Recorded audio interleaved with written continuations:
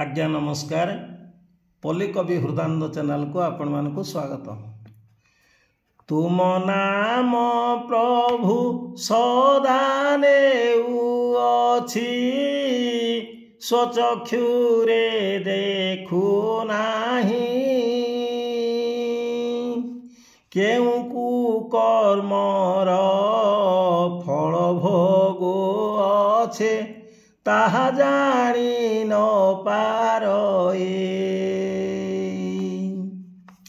शुणिबा हेउहे अधम गोहारे, आहे प्रभु चक्रधारी। तुमरी आश्रित सदा होई थाए, दिन जीवा जाए सरी।